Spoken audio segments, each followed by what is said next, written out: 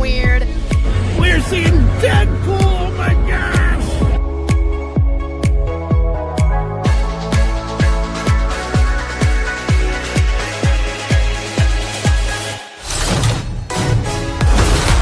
Think about William yet.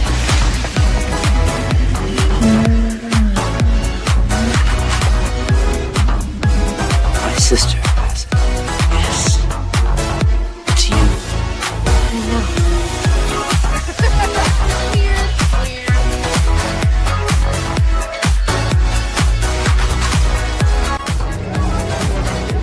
Wintertime here at Hogsmeade Village. Lieutenant Dane. Hello, Forrest. You got new legs. Titanium alloy.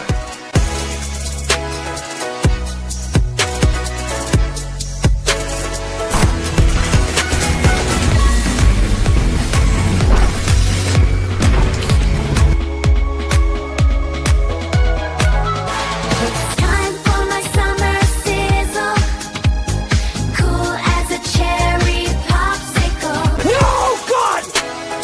No, God, please, no! No! No! No! It's happening. It's dish time.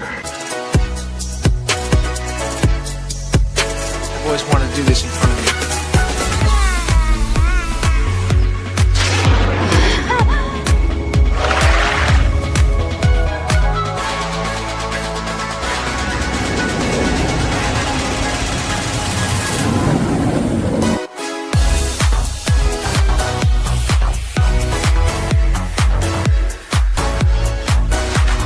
Creating content that enlightens and lifts you up. Dish, sir, dish. Me at Splash Mountain, just pepper these in here. Hello everyone, this is Kermit the Frog reporting live from the final showing of Muppet Vision 3D.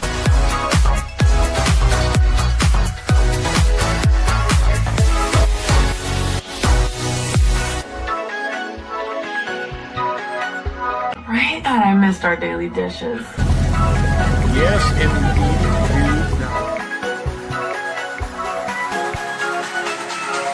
You know, I really don't remember you being this opinionated. Who knows? It's Hollywood, baby.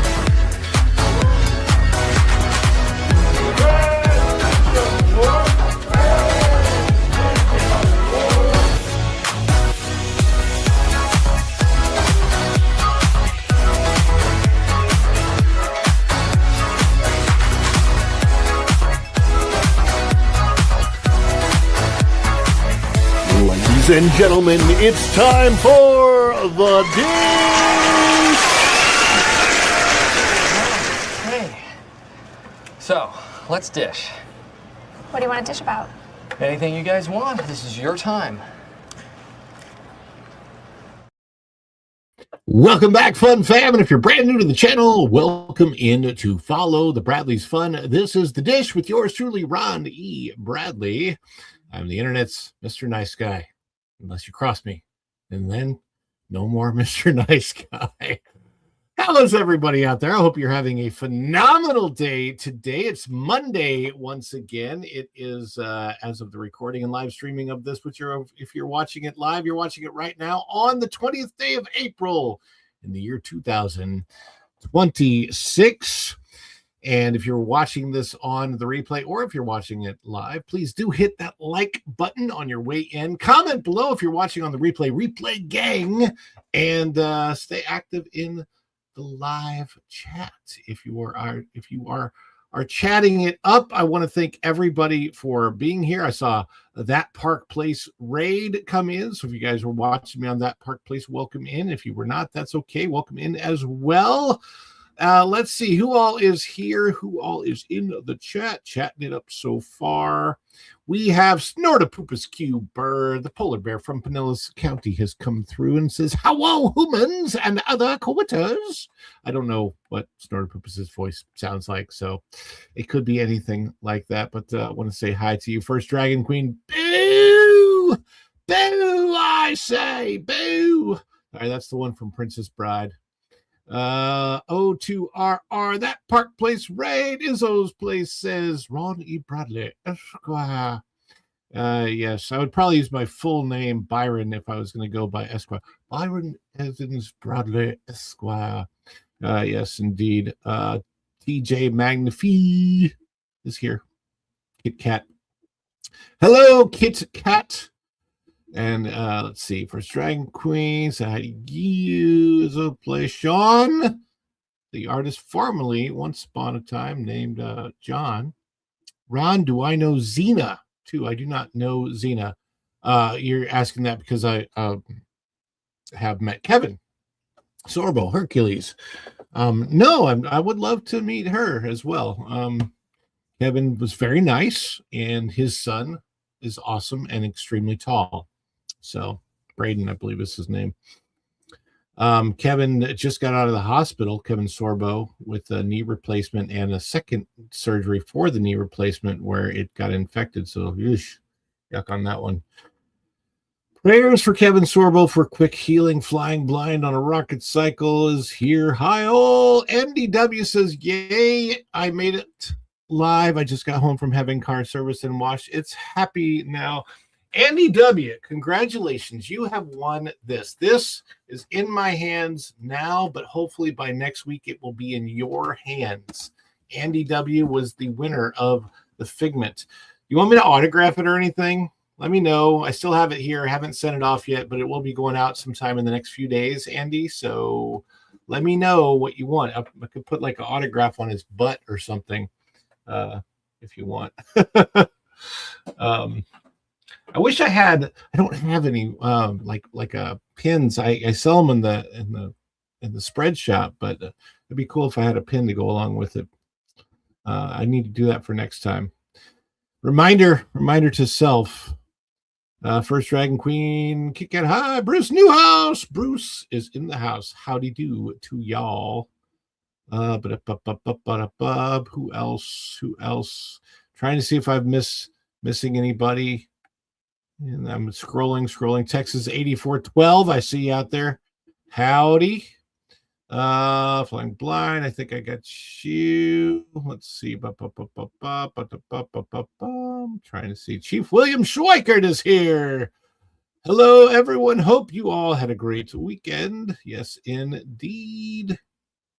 Going Shogi is in the house. I love our wrench Going Shogi. If you guys aren't following Going Shogi on Instagram, the guy makes me hungry every single day with the stuff that he's posting. And I hope that one day you open up a restaurant or someplace that I can go eat all of your food at, because it looks amazing. Going Shogi stuff. So follow Going Shogi on Instagram. Yeah, okay, I'll autograph it. I'll get a Sharpie and do that. You are very welcome, Andy W. Sean says that would ruin it though. Yeah, it'll take the value to just about zero. Maybe we'll see. Thank you guys all for being here. Go and Chogi says a restaurant in Florida is the eventual plan in time. Oh, so close. Make it by my house. I'll work at it. I'll help you open it. I can do that, right? Sure. I mean, I know restaurant stuff, so definitely. Guys, thank you. You're the apple in my eye, the cream in my coffee. You're the gigawatts. You're the energon that makes this guy transform and roll out. Well, roll off that Park Place to be here with you. A toast. Autobots. Boy, these are good. I needed to refuel. Energy. This stuff's the greatest. Afternoon, everybody.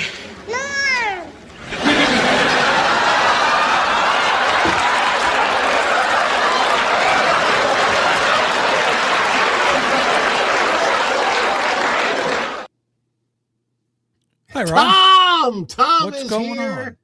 Tom is in the house. You know what's going on? Fire warnings. Did you get those this morning? Not on my side. Okay, well, we are getting those warnings. Oh, look, Cuban Superman is in the house. Good afternoon, Ron. We got a request in the form of Yes, super chat. I'm gonna get to the super. I'm surprised. Yeah. I see him. I see him out there. We're doing that thing where we lay low like the other shows do, and like pretending like we don't see them until we get to the section. I see them. I just get this bright green thing flashing in my face. I'm sorry. Well, hey, but first, we have to bring in our second guest from the great beyond, who might be conducting weddings at for $40,000 at Disneyland soon. I'll help him if he gives me $5,000. Oh my gosh! Right? Yeah. Who wouldn't do that? What?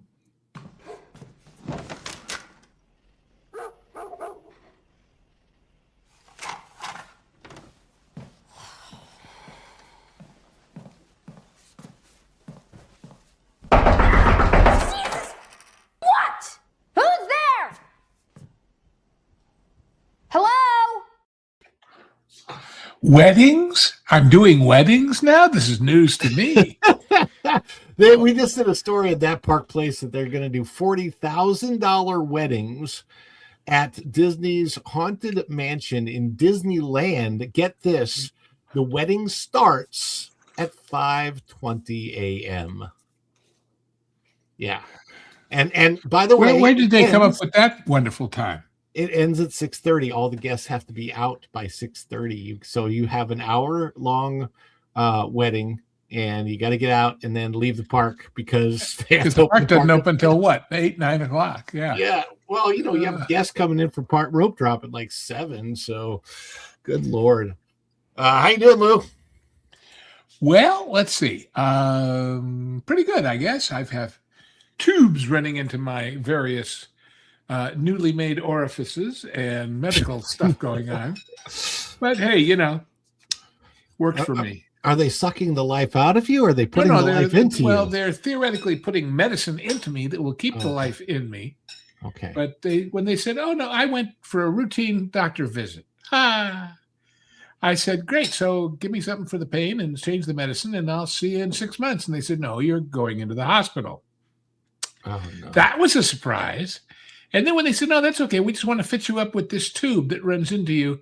And every day for the next 6 weeks, you've got to hook all kinds of things up to it and flush it and do it." And it's a full-time job, this being healthy bullshit.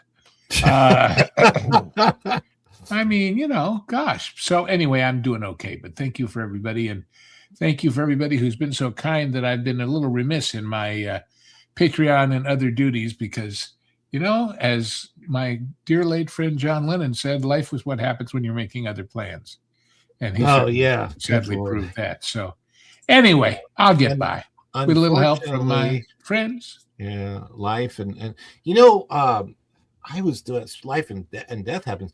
I was doing some research this morning on some old television shows. Wings. if you remember that show. I do very well. Wings.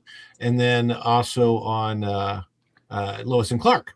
There was an actress who was only on a few episodes of Lois and Clark, and then she became sort of a regular in the cast of Wings. Who was that? What was her last name? Farrah. She had this is kind of a weird name. This is her real name. Farrah Fork was her name. And I just found out. And when the show got canceled, they put a fork in her. She was done. I don't know. Well, I just found out that we lost her in like 2022, and she was only 50 something. So it was really kind of, I'm like doing my research. I'm like, it's the whatever happened to so and so. I'm trying to remember because I knew some of the Wings people. I was doing some other stuff near there at the same time.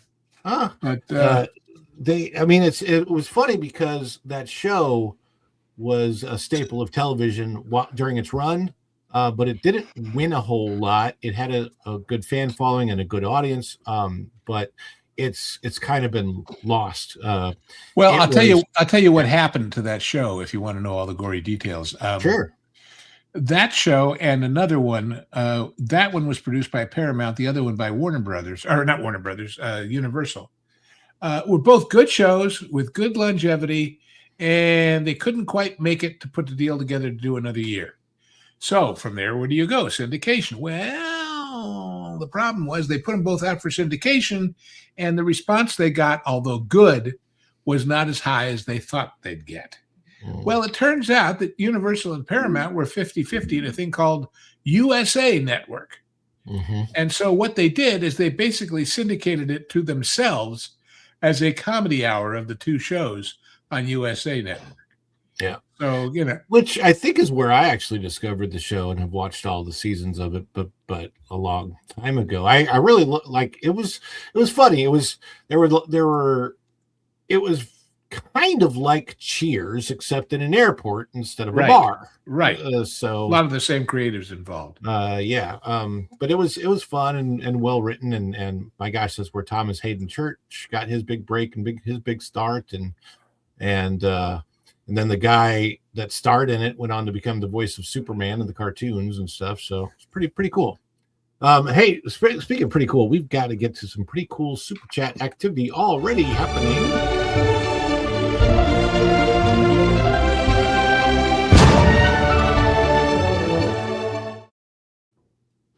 Now, for those of you that don't know what happens during our super chats, it's very, very important because this is an audience participation thing. We love to celebrate anytime. If there is a super chat or any type of a gift to the channel from you guys, any support at all, whether it's super chat, super thing, super sticker, could be PayPal, buy me coffee, could be somebody buys something from my spread shop during the show and lets me know, or if somebody becomes a member of the channel, or gifted memberships are dropped, or somebody has a member milestone, we love to celebrate it, and we want to celebrate with you. You all need to celebrate along with us. How do we do that? When we're throwing down a celebration, you go in the chat, you put some emojis in there. I don't care if they're any type of celebration emojis, fireworks emojis or heart emojis or fun faces. If you're a member of the channel, you got custom emojis. If you're not, any kind of emojis will do. We're going to practice together right now. So this is what a celebration is going to look like. Let's practice. We'll do a short one for the practice. Get ready with emojis. Let's go. Is it too much? Too much. It's just perfect. Oh, this is just the best of us.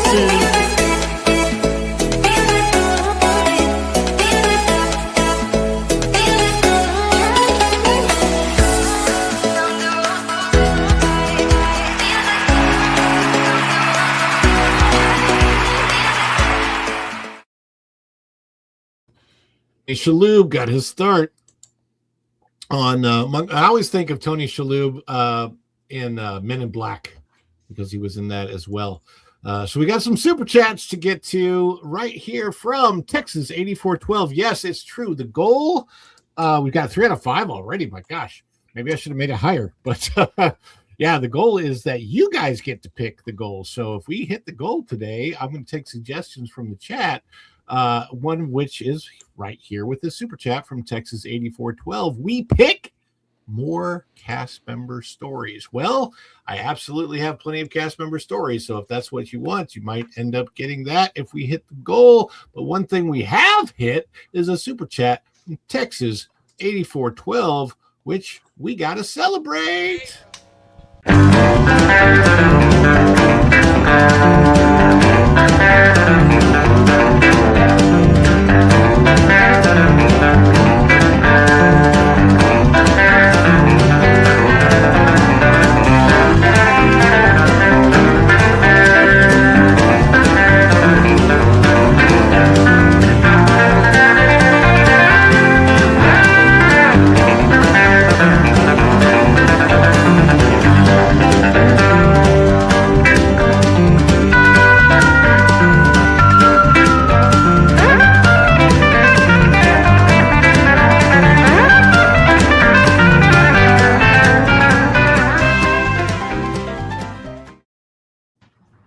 Yeehaw!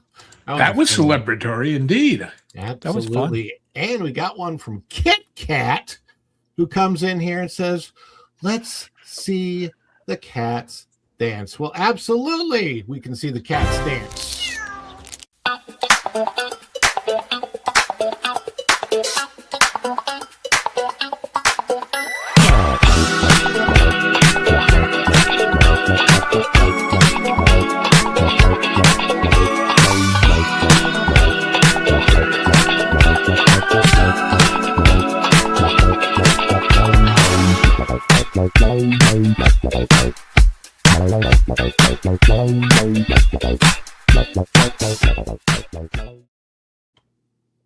And my beautiful wife is in the chat. Love you, baby.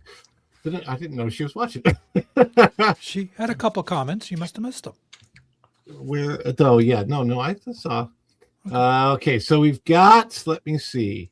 Izzo's Place comes in for another 5 and gets us, what is that, 66% of the goal so far? Let's see. I'm curious about what he's saying now. I don't, it says let's, where did you mean let's see the cats dance or let's see the fats dance? I don't If you know. mean the fats, I've been on a diet, dude. So is Ron. It ain't over till the fat cat dances or something. You know, well, can we I make think Izzo's dance? Yes, I you think can. we can make. I think we can make Izzo's dance. Let's do that. To Izzo's Place. Cheers.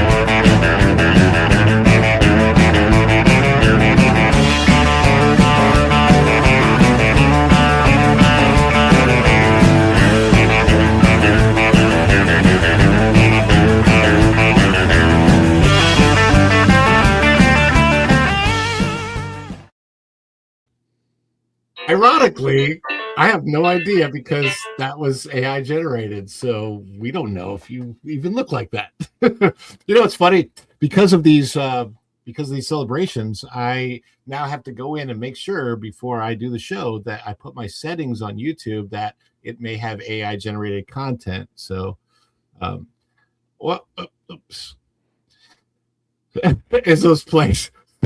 Oh, bro, that's funny. How you doing, baby? My beautiful wife says hello to the panel.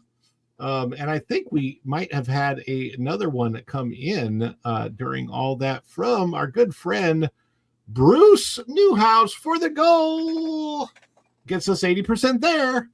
I don't have a Bruce Newhouse celebration specific yet, but I think we've got one up here that we can use. We call it the Wookiee Dance.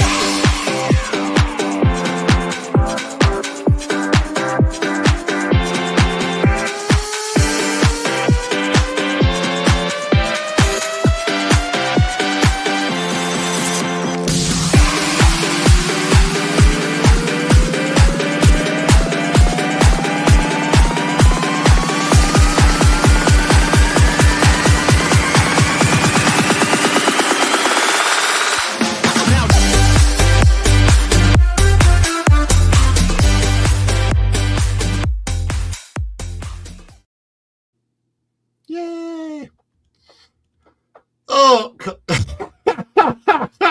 that's funny. Code V. Oh, the Code V's that I had to deal with when I was a lifeguard. That was no fun. No fun at all. But you know what is fun is getting to the numbers. Let's get to our numbers.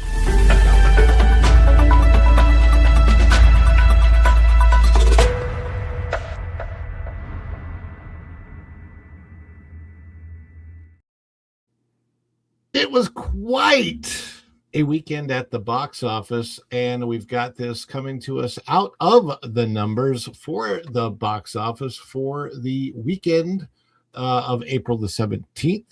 Super Mario Galaxy movie still hits number one, and number one in more ways than one. Theater Counts says that Mario keeps the crown as the widest release for another weekend. Yes, there is Mario with his, I guess that is a box of flowers for Princess Peach or some type of a gift.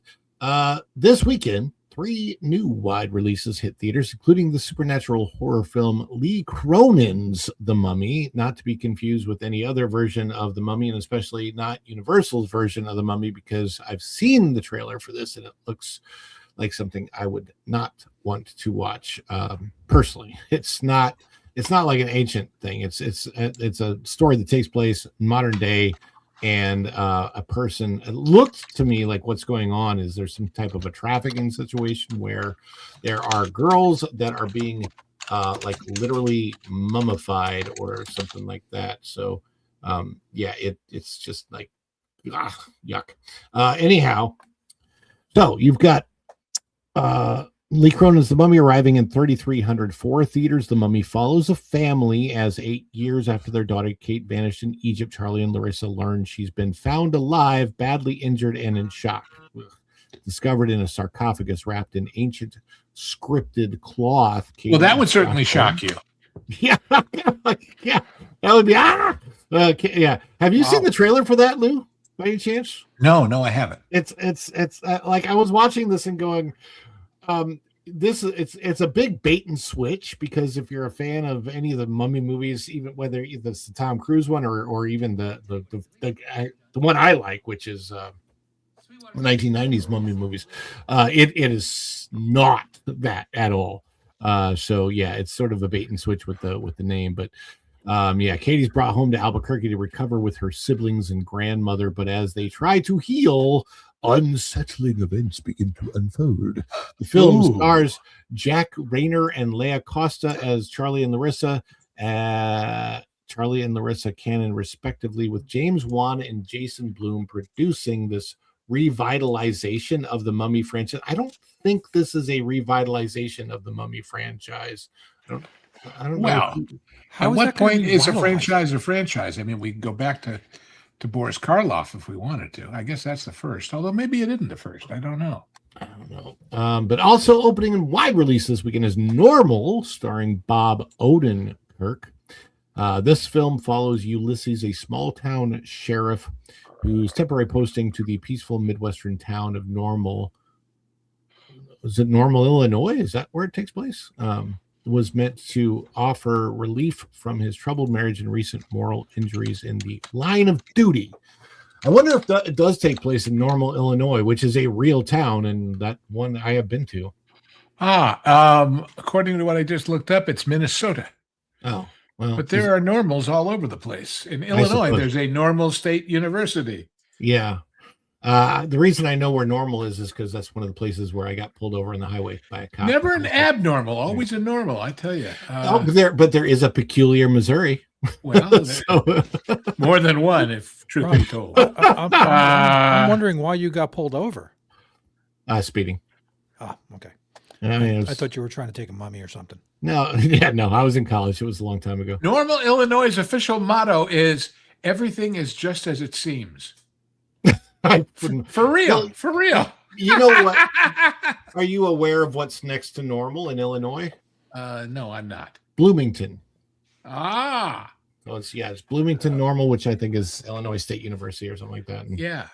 Peoria Bradley is over there. So But yeah, that's kind of what's going on at the box office. There is and none of it really matters because what really matters is what's rounding out the top five. And the Super Mario Galaxy movie retains its spot at number one, playing in 4,170 movie houses. Project Hail Marys continues its run in 3,820 locations, while last week's newcomer Yumi and Tuscany adds, look at this, 6 more theaters, reaching a total of 3,157. And the drama claims the fifth spot, now available in 2,629 theaters. The drama is that one with Zendaya, where you say Zendaya and I say Zendaya. Yeah. Let's call the whole thing flop. So let's see. It's total domestic gross 39 million. I can't imagine the budget for that was too high, other than the actors that they paid. So it's Zendaya and Robert Pattinson, and they're about to get married, and he finds out some deep, dark secret about her past, where she was going to do something horribly bad, but decided not to do it. I don't know much more about it other than that, but it creates drama. And then Yumi and Tuscany is the story of the Little Mermaid, but not the Little Mermaid. It's just the actors who played the live action Little Mermaid. And it's made a grand total of 14 million so far. So woohoo. Wow. But Super Mario Galaxy movie, almost $750 million globally, which means it is edging up towards the $1 billion mark. Lou, what do you think? When do you think Super Mario Galaxy movie hits the $1 billion mark? Where are we now? April 20th. Call it second weekend in June, if not before. Yeah, I could. I mean, it depends. I think it depends on. Well, because it seems like more of the stuff coming out, I could be wrong, but from that list, more of the stuff yet to come out is a little more grown up. And therefore, it's like, Mom, take the kids to see this again, and I'll go see the other one, or whatever, So, yeah, they could divide, families where a parent takes the kids over or something like that. But I also think, I think we're entering that time period where if there's discounted movies or cheaper movies on the weekends, and the kids want to go see it again, the parents will be like, okay, I'll take you back one more time. We'll get some popcorn, blah blah blah. Because honestly, other than GOAT, which is already on PVOD, there's nothing else for kids right now. Right. So it really doesn't have a lot of competition.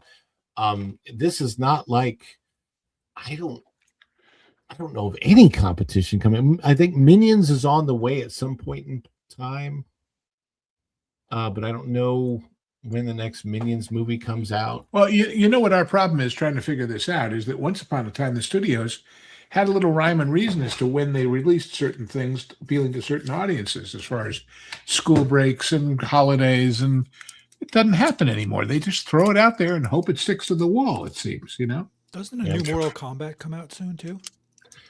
Yeah, but that doesn't compete with Mario. Not really.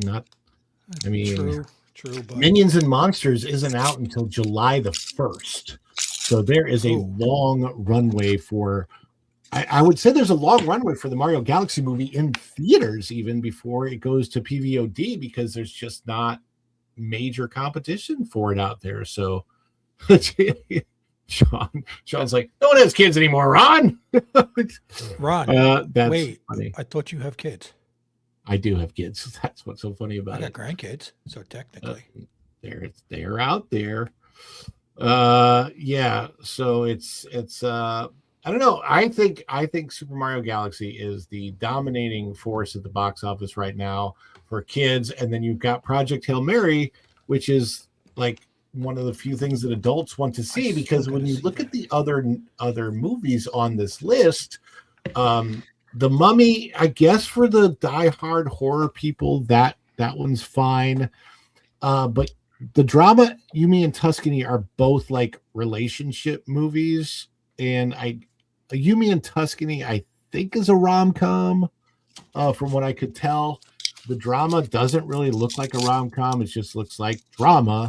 And I just don't know that for me, those are the types of movies that you wait to see at home.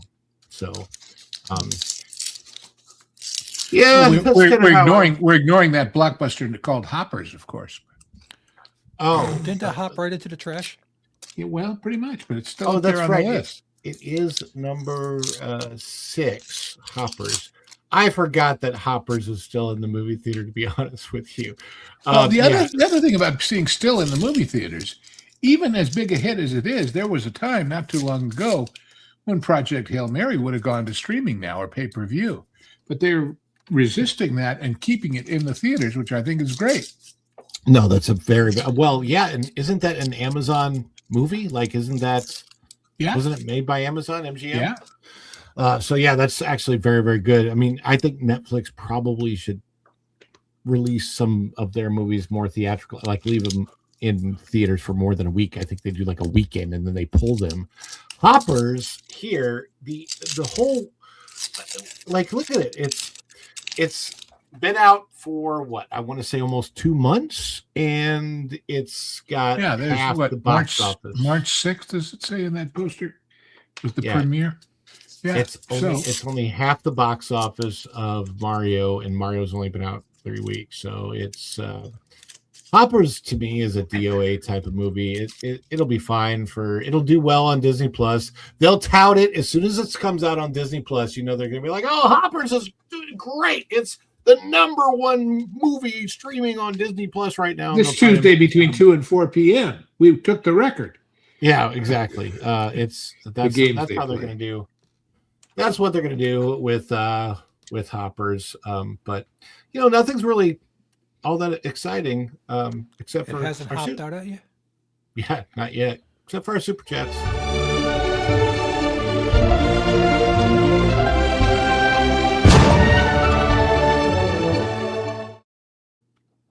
It looks like we've got another super chat, this time coming in for the goal, which we have now hit. Yay! Go and Shogi says, for 5, the only movie in 2026 I'm excited for is Street Fighter, until someone starts talking and ruins it anyway. Can I be that person? Shogi, I'm talking. Mortal Kombat's going to kick its butt. You think so? No, I'm just being that guy to poke at Shogi. Oh, okay. Yeah, I really don't know. Until they come out, we will not know which of you has an excellent victory. Yeah, there you go. Flawless victory. Flawless victory, right? I know that they're both video game based. I'm a fan of both. So I'm not. It's not because I'm an I'm not against either one. I just never became. Maybe it was the timing that they came out with or whatever, but I just never got into either Mortal Kombat or Street Fighter. Really, we should do an online thing where we play against each other. I could do that. That'd be fun. You know what game that I was into that was, I don't know, a generation before these games? It was just the dumbest thing ever. I was into Karateka or however you pronounce it. And Karateka. That sounds like some kind of weird B porno. No, I was going to say it sounds like softcore karateka. Karateka. Anyway, it was the guy jumped back and forth and then went like this, and then you talk. So anyway, I was really into that game. They had several of those machines at Disney Quest, and that was actually where I would usually go to first thing when I would get into Disney Quest is up to the 4th floor and on one of those machines. So that was funny, but let's celebrate. Go and Shogi. Where is it? It's in here somewhere. I know it is. I was looking. I can't find it. No, it's right here.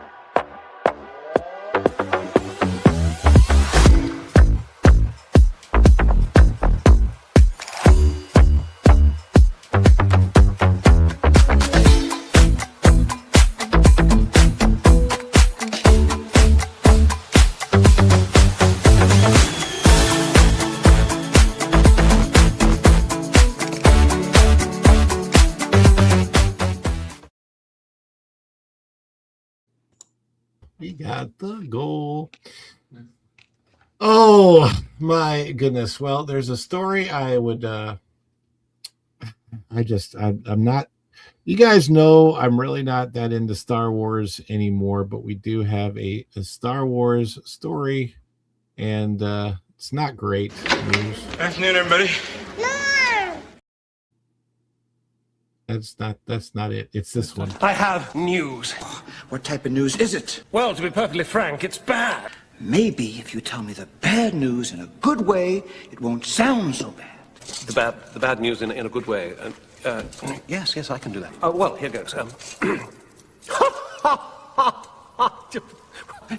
Wait till you hear this. Out of that parkplace.com, bookmark it if you have not done so yet. This is by our good friend Trevor Denning, I believe written today, April 20th, 2026. Oscar Isaac claims, quote, somehow Palpatine returned, end quote, was added in a reshoot. It's not for apparently that story element was something that was not in the original script. For some reason, I don't find this to be all of that surprising. Poe Dameron's line in Star Wars Rise of Skywalker, somehow Palpatine Return, was apparently added in a reshoot, according to Oscar Isaac, who was tasked with delivering this key bit of exposition. He never considered that it might spark fan backlash and become an internet meme. There's Emperor Palpatine in Return of the Jedi. Exactly how Palpatine returned is never explained, whether by cloning or essence transfer, and is simply left vague. More than that, the reversal of established Star Wars canon, Palpatine was seemingly killed by Darth Vader in Return of the Jedi, revealed in what many felt was an almost casual way, became symbolic of a franchise searching for direction. A line that took on a life of its own. The actor was being interviewed by Josh Horowitz, who brought up the infamous moment. Now, don't get mad at me, but that somehow Palpatine return line, Horowitz said, it follows you. It's on the interwebs. It's out there. Do you remember reading that line and being like, that does a lot? Isaac did not immediately answer, but his response provided revealing context. Yeah, those were reshoots. We had to do reshoots, he said. Many fans had long suspected the line was added later to patch over a significant gap in the plot. It suggests that if the filmmakers had considered a clear explanation, it may have been deemed too convoluted or simply not fully developed. After noting that he had already cut his hair, Isaac explained how he views reshoots. Quote, those are like surgical strikes where you come in and try to make sense of it all while they're scrambling to get everything done, end quote. He said, quote, that line was a new addition right at the end, end quote. He added, quote, there was a lot of movement and flux throughout the whole process, end quote. Yeah. Is he suggesting the whole process was fluxed up? Because I think that's I'm thinking the understatement of the century, I tell you. It sounds pretty fluxed up to me, if I do say so myself. You know, I have a friend who is called Flux Ampwall. I got to make sure that he doesn't hear this because he's going to get upset with that. Nobody wants anything to get that fluxed up. So I guess. Lou, have you ever been involved in any type of reshoots for anything? Well, we tried not giving to. Anything away. Back in the real world of Hollywood, we tried not to. Silly us, we want to get it right the first time. I was actually in a very interesting one. I think I've told this story someplace around here, but I'll do it again.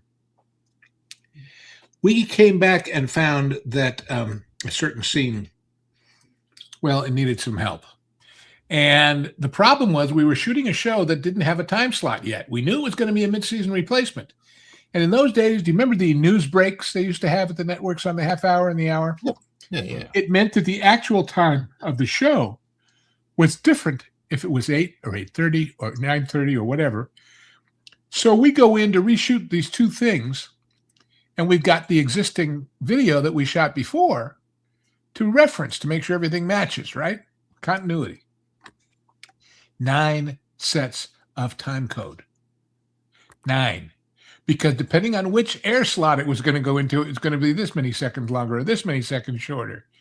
And oh my God, I've never seen that before in my life. There was more time code than there was image on the image to get all of that, because it was all being edited.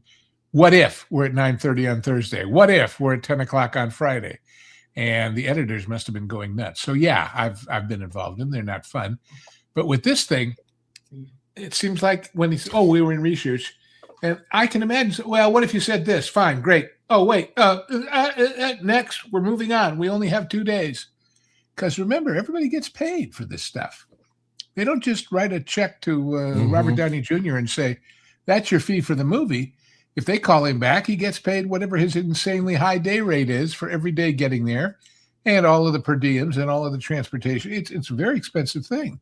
That's why we try and get the script right first. I've told the story when we did Demolition Man for the genre guys. They took 6 years getting that script right before they ever shot a foot of film. 6 years. No. But that meant they didn't do reshoots. In fact, they cut a big chunk out that they didn't need after it was all shot. But that's because you want to get it right when you can, with the cast, with the crew, with the sets, with the everything ready to go. So, isn't that less expensive though than to have to come back for reshoots? Exactly. Film it all and then have things to cut out. Because now I will say, I actually personally was involved in not really reshoots, but pickups. It's usually during the same time frame. A pickup is when they realize there was something they needed to film that they haven't yet. Reshoots can be a correction of something they have filmed. So in the movie that I filmed with Dean Cain called Not for Sale, there was a shot that was needed for a pickup where we didn't have an explanation for something. So it was like, how did these three characters all end up in the same place together? Because they're later in the film, we are, but we weren't. So, and I think this was in the original script, but it just hadn't gotten shot yet. And it was funny because having experienced this in real life for the first time on something of indie film, very different, but all of the procedurals are the same. So that's what's kind of weird about it. It's like whether it's high budget or like no budget, but this film kind of was. Pickups it's are still the same usually going for a studio film. A pickup is planned, and particularly in the world of multi-camera, because if it's a multi-camera deal and we just can't get a camera to the right spot to get that one little piece of business, then we plan that as a pickup. We shoot it in front of the audience like a play. We get all of our major stuff, and then they go home and we go back and pick up that little piece. So they're a little more planned than reshoots. Or should be. Well, we showed up. I showed up for the pickup. So we filmed in November, and then it was the following May. I think it was filmed in November of 2021. The pickup was May of 2022, and the film didn't debut until January of 2023. And so we go in for the pickup, and I had lost a significant amount of weight at that point in time, like maybe 30, 40 pounds. I think maybe 30 pounds. Anyway, so I lost this weight and I looked different, but I had to go in and look. I went in and got the same haircut so that I would look, at least my hair would look the same.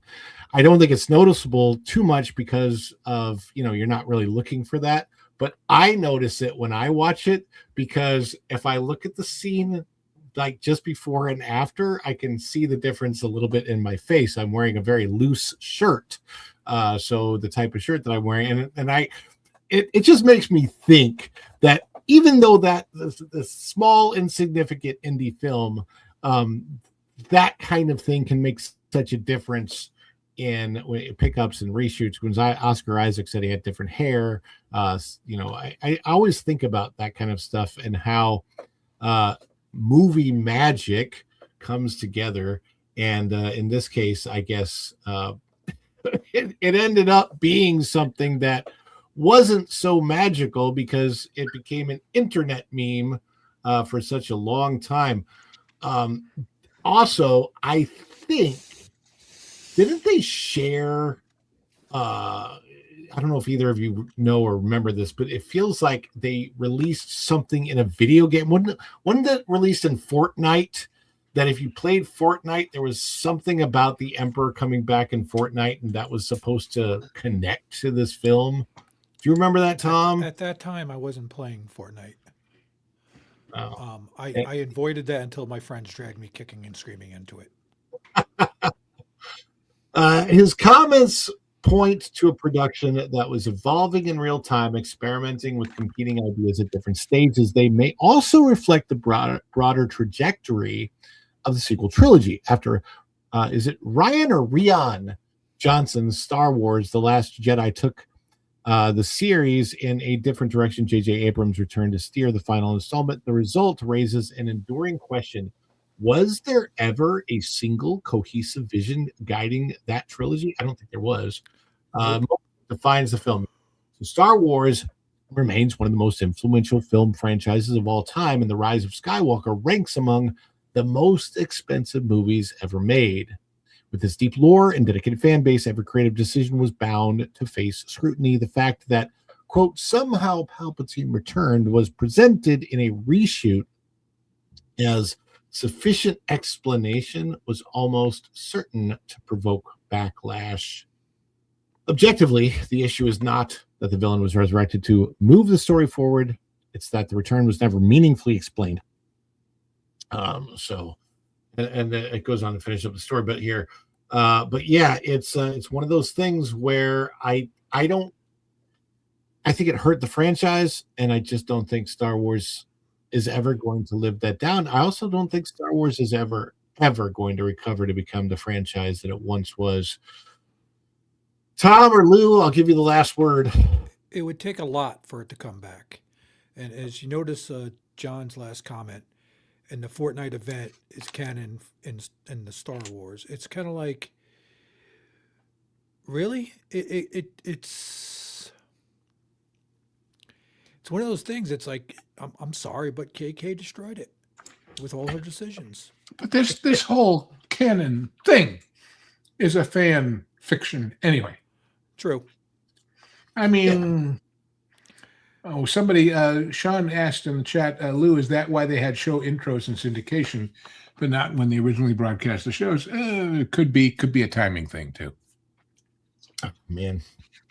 Well, one thing for sure, the timing on that apparently was not very good. And the news that's getting out now about what Oscar Isaac stated. I know, right? You wish you were an Oscar Isaac Wiener. That is what you truly love to be. About what Oscar Isaac stated. Obviously, I think fans already speculated that, if it were a Sunday, I would say he just put the cherry on top.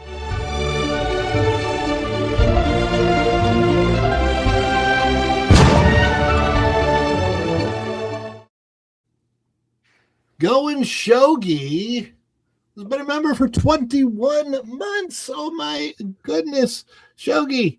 It's time for your birthday. Happy birthday, hon! Yes, indeed. Be careful, cause whenever you blow out those candles, don't blow your teeth out with it. Been there, done that. Ooh. So when Shogi opens his restaurant, is he gonna have to fix a dent to certain people so they don't lose their teeth? I don't know. Lou's going to say something, though. No, when it says, did they reshoot just for that? I doubt it. And the answer is, well, we're here. We're reshooting. Has anybody got any idea that we might want to use someday, somehow, somewhere? And, we got 3 hours of light left. Let's go for it. Because that way they can say they did X number of pages plus and show off to the bosses about all the value they got. So I'm telling you, nobody wants, I keep repeating this. Seems like once a week around here. Nobody wants to make a stinker. Nobody wants to make a mistake. Nobody wants to make it worse. But that doesn't keep it from happening. So, if wishes were horses, movies would not have reshoots or something like that. Well, I think that, so if they had to reshoot just for that, how much did adding that terrible line add to the budget? What do you think, Lou? Nothing. That one, if they didn't do it just for that one line, there's no way that they did it for that one line. All right. So what they did was in the editing room, they made a whole list of, I wish we had, I wish we had, I wish we had. And then they handed it to some junior Birdman production manager to schedule out how can we do this in as few days and as cheap as possible. And the result, as they say, is reshoots. And let's make sure these are all the ones we need, they said laughingly, knowing that 2 months later they decide they needed a whole nother one. Yeah. It really changed the story. Let's celebrate Shogi.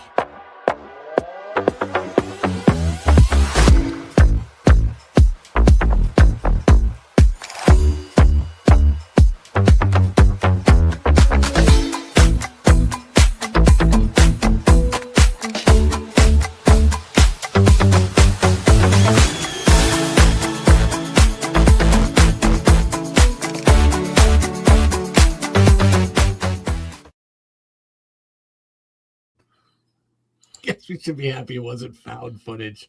That's funny. My gosh. So the only thing, so we got the goal, and the only request that I've seen so far is more cast member stories from this super chat from Texas 8412. Are there any other requests for what I should be doing for having met the goal today? You don't want my input on that. I'm just going to refrain. What do you want? Nope, can't do it. You got to be, yeah, you got to keep it clean, man. It would be clean, but it's still bad. Oh, dear Lord! I'm looking at our back chat.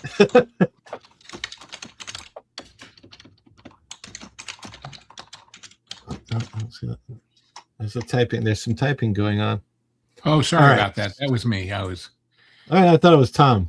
Putting out fires with gasoline. No. Oh, you're good. I bought a quiet keyboard just so I don't drive people nuts. Sean asks, I have to keep myself awake, so I need a noisy one. So. Oh, you're fine. Sean asks, what do cast members call a guest behaving badly? They call it a Ron. We didn't have one particular. I mean, I just called him an a-hole, but that's backstage. Have a magical day, Ron. That is true. Now, if a guest is behaving badly and we want to dismiss them, that is something that cast members will do. I don't think I ever did it actually in this way, but we will just like to dismiss them. We'll be like, well, you have a magical day. it's just the way it was said. And it's code Tom. It's code Tom. It might be more like Code Rooster or something. Maybe there is one for the parks.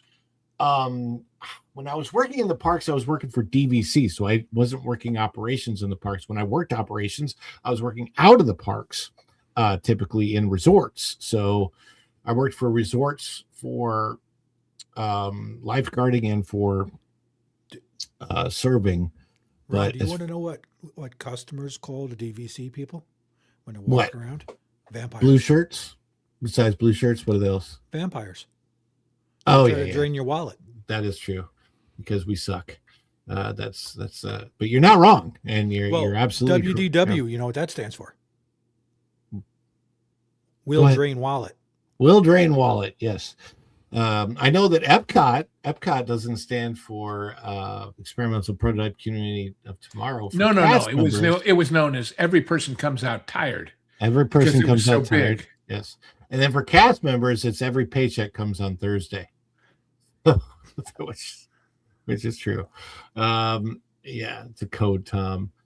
As far as other cast member stories, gosh.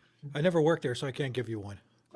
I will give you my favorite. I don't know how many people may or may not have heard this one before, but it's one of my favorite stories working as a lifeguard.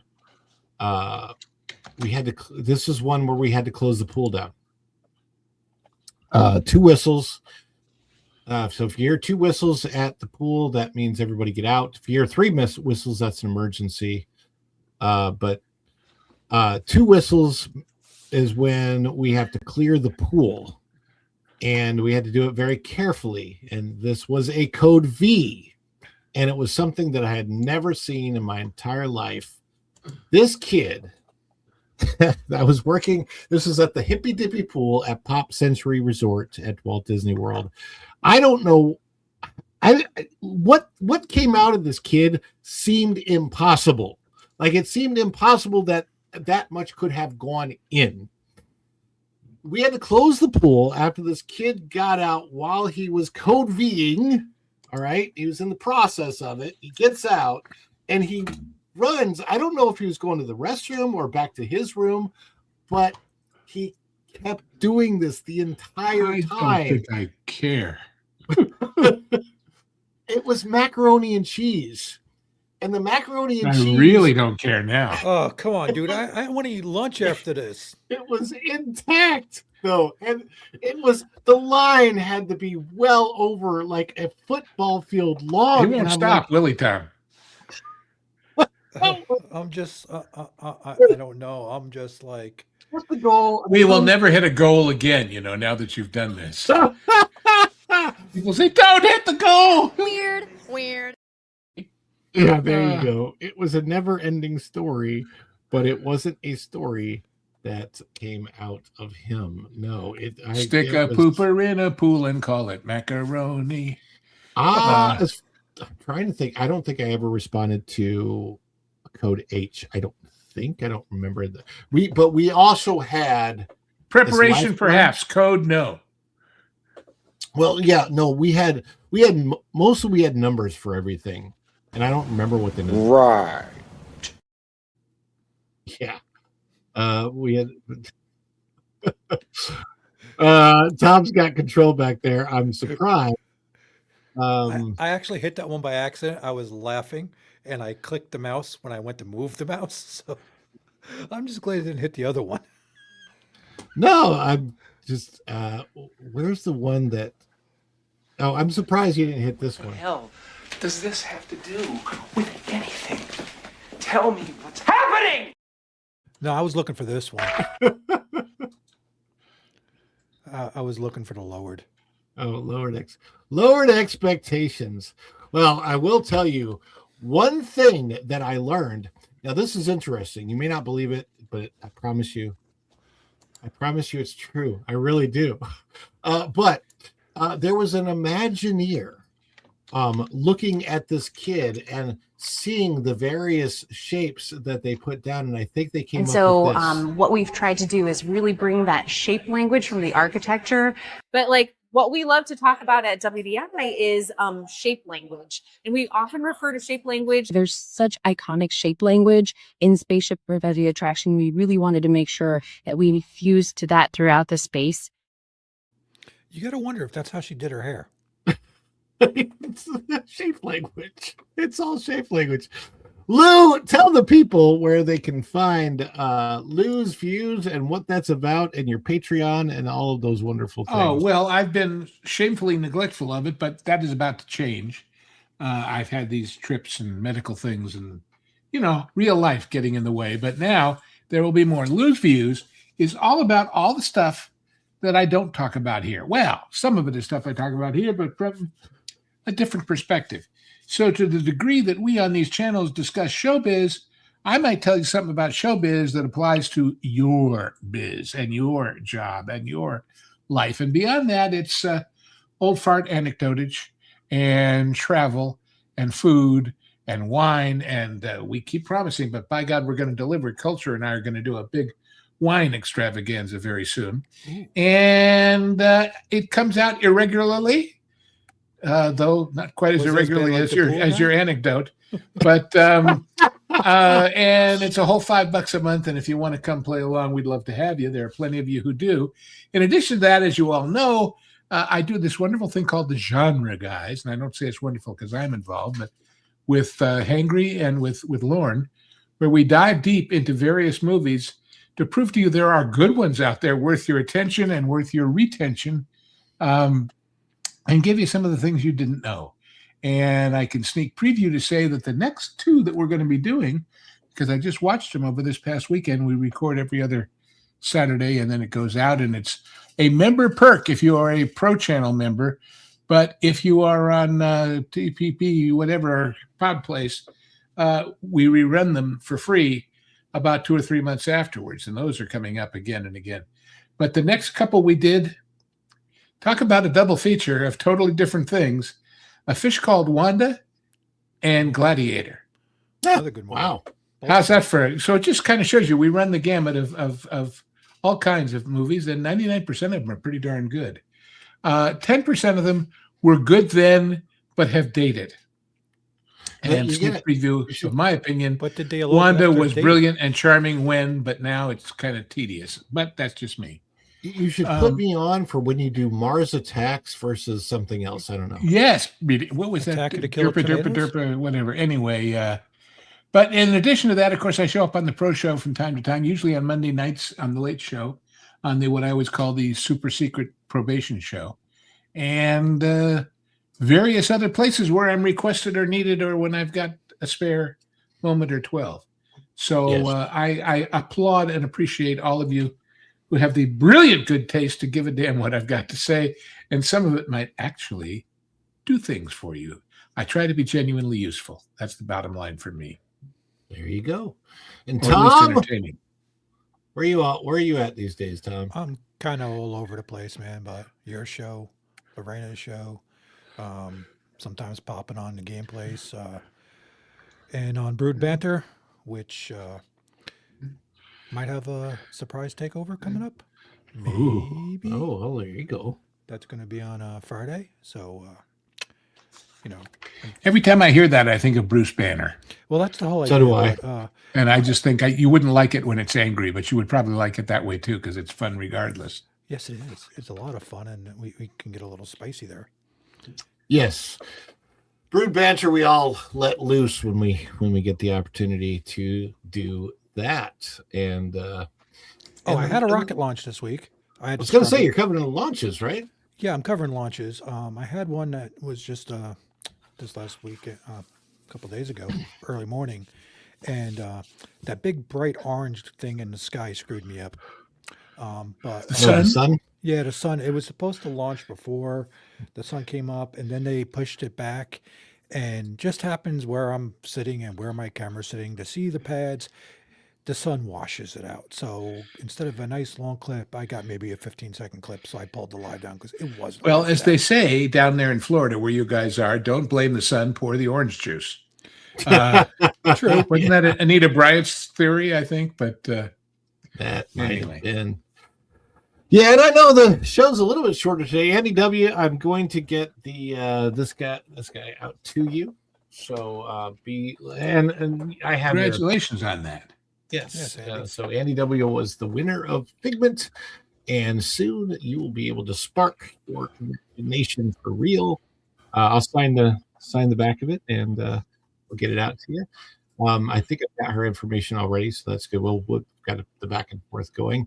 We'll be back tomorrow for another dish at 3:05 p.m. after the Pro Show, and 4:05 p.m. on Wednesday after that Park Place Live. Thank you very much, Tom and Lou, for being here today. Thank you, everybody that's been in the chat, and especially those for the great support. Texas 8412 and that Izzo's Place, Bruce Newhouse, Going Shogi. Thank you, everybody. We celebrate all of you, and we are so grateful that you are here. And until next time, we'll soon. Bye, everybody. Ciao. Later.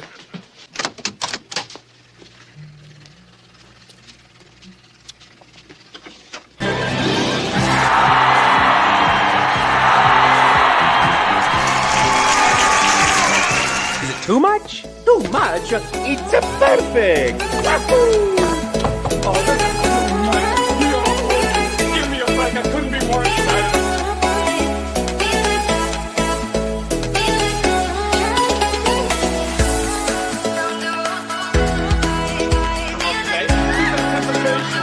It's making me mental. But if they say yes, you can be on the show. I think I would go so crazy.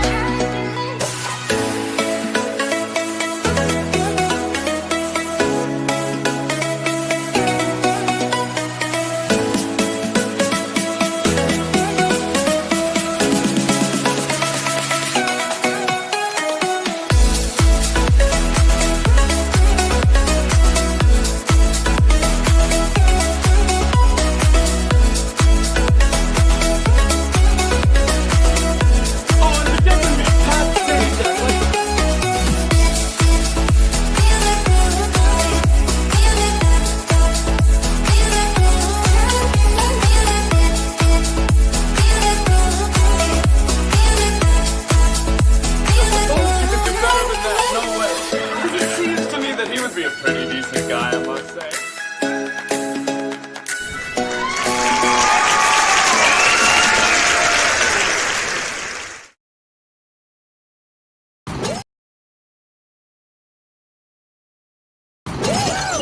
Dishes are done, man. Cleans them down to the shot.